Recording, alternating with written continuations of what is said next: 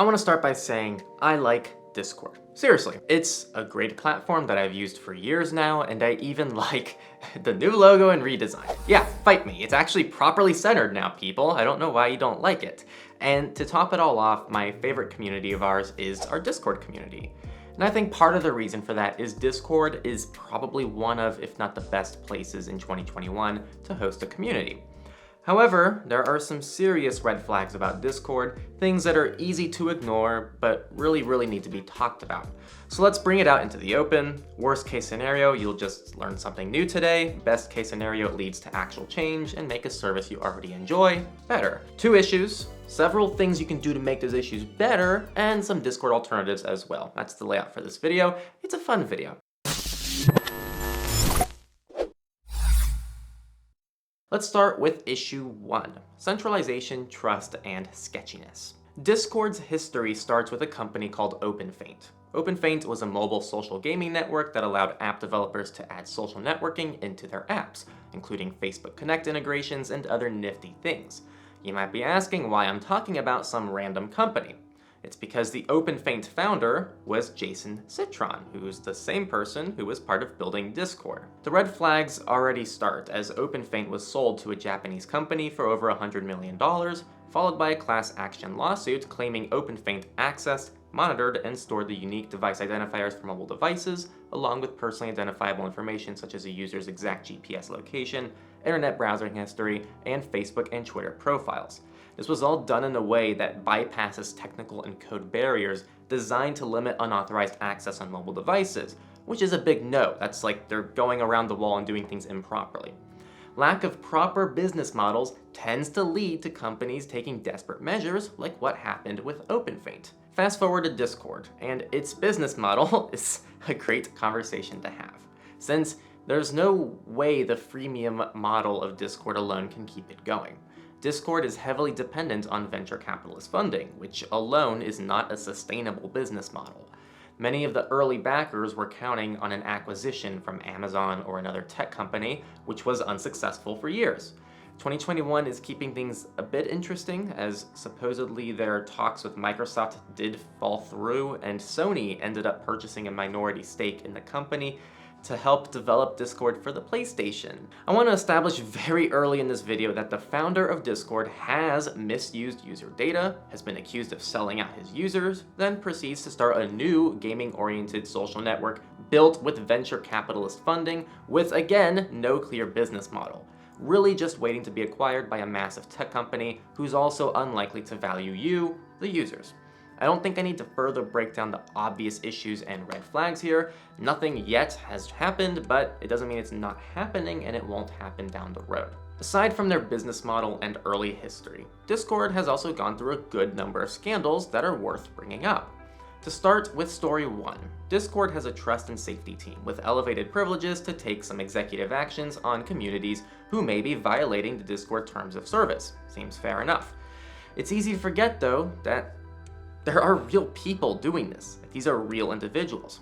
In 2019, a community on Discord claimed a vanity URL for their community, which was then requested individually by a rival community who wanted the same URL.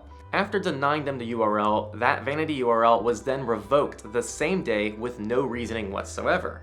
That same URL was then quietly released shortly after, which was then claimed by the rival community. All points of evidence point to the user of the rival community actually being a part of the Discord trust and safety team, from similar profile pics to timing of the events and just clear motives. It's kind of spooky to think about that they have that kind of control. There are several more Discord scandals I'll leave in the sources below, but in the interest of time, I'm going to assume you see where I stand on issue 1 regarding centralization and trust of Discord, since Discord is in a position of complete dominance over their users. Now, all these issues are not necessarily even unique to Discord. Most social media platforms and other places to host communities are through centralized services that also suffer very similar, if not the same exact issues. But you as a user of these platforms need to be absolutely aware that when you're using them, you are at their whim of what is deemed okay or not okay on any given day. You are handing over all control to a central entity who may or may not have your best interest in mind, and I'm not personally confident Discord is the correct company to handle this massive responsibility, based on several of these outlined issues. I also personally feel that Discord gets a lot of slack in this space because, oh look, oh so cute, it says fun things when it starts up, look at that. But they are ultimately no different than the Facebooks and Googles of the world. In fact, I'm sure they'd love to be bought out by one of them one day. Now, issue 2 is what I'm especially passionate about, and it's the privacy and security of Discord. Let's just break down the facts. Discord collects absolutely everything you do inside the program and application. Every single thing you touch inside the app is logged in an event containing your user ID, a unique event ID, a timestamp, and a detailed description of exactly what you did. This can be something as simple as switching a channel inside a server, changing your username, really anything. Every click is logged and stored indefinitely. The worst part is even some things outside of the program are tracked as well, like game executables and other system-specific information. And sometimes it can even include very personal information that Discord never really needs to have in the first place. So the telemetry and information about everything happening on your device is absolutely collected by Discord. Cool, noted. The obvious next point is everything you send, regardless if it's in a DM or in a public server, is absolutely not private.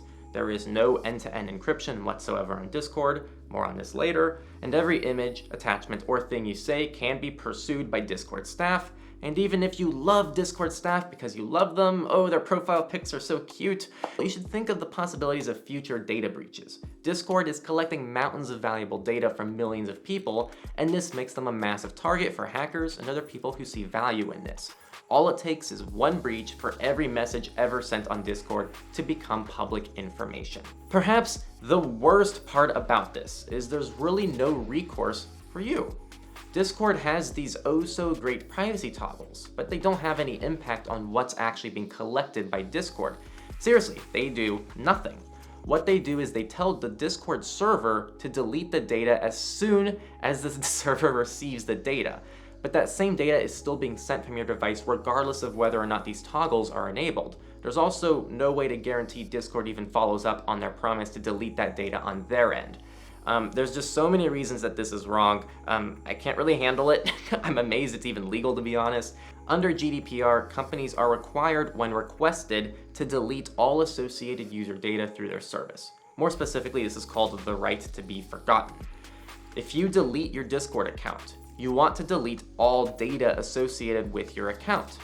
Discord will legitimately not do this. Rather than deleting all the thousands of messages you've ever sent, they'll just make your username deleted user in order to anonymize your messages. This is just an absolute joke and in no way fits the requirements of being forgotten. The wildest part is Discord offers users no way of mass deleting their own messages. In fact, they ban users for using tools that mass delete their own messages. So there really is no foolproof way to properly delete your Discord messages. Discord won't do it, and they don't formally allow you to do it. Discord here is in complete violation of GDPR, and GDPR aside, the fact you as a user have no ability to formally mass delete your messages is a horrendous oversight that even people like Facebook get right. The takeaway for this whole issue here is Discord is proving they are a data-hungry company with zero thought to user privacy and security. Even Facebook, again, offers the ability for end-to-end encryption, which would prevent the company from reading the messages and offering at least a layer of privacy. But this is something Discord has refused to offer, going as far to not offering a way to delete all user data, and even banning users if they attempt to do so themselves. Make no mistake, this is designed purposefully. Discord is a data-driven company, and if you're asking why that matters, it's because in the perfect world, these are your communities and your data, not some massive company who is surely abusing this information for profit, influence, and control. If you say you have nothing to hide or you don't really care, you're only a part of the bigger problem and preventing the world from looking like this. So those are the two massive issues with Discord that I feel are under-discussed and wanted to talk about.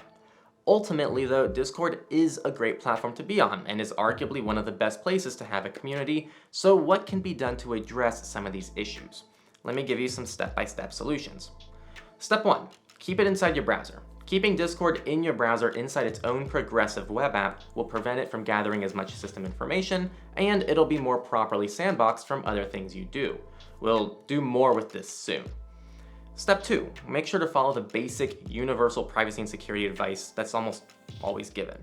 Use 2FA to help protect your account. Use a strong password. We have a video on password managers we recommend. Use an alias email. Simple login is phenomenal, and we recently reviewed how great of a service it is. Avoid handing over your legit number if possible. This is getting harder and harder, but if you can use a secondary number with Discord or none at all, that is fantastic.